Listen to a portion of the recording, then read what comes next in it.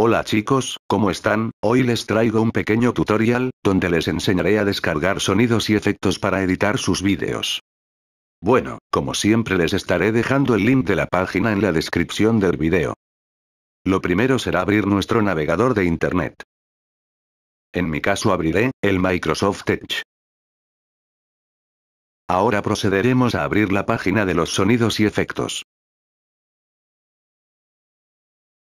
Esta es la interfaz de la página, aquí podremos descargar una inmensa cantidad de sonidos, efectos y memes para poder editar nuestros vídeos.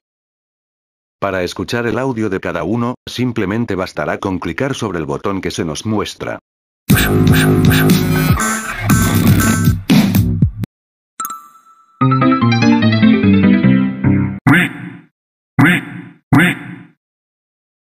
Para descargar el audio clicamos en el nombre del archivo.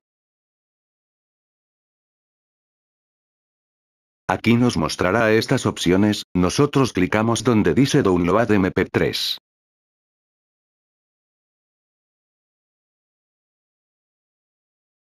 Automáticamente debería empezar la descarga, yo no lo descargaré porque ese efecto ya lo tengo XD.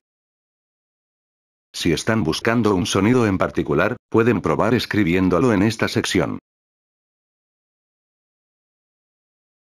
La página les mostrará los sonidos que más coincidan con su búsqueda.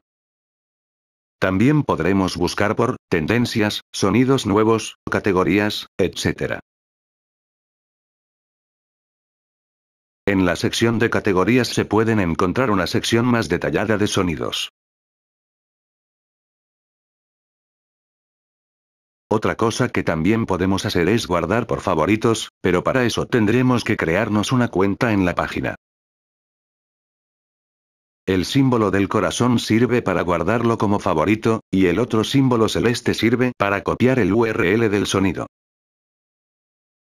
Bueno gente, hasta aquí el video, ya saben que si les ayudé, dejen su like, para poder seguir trayéndoles más tutoriales.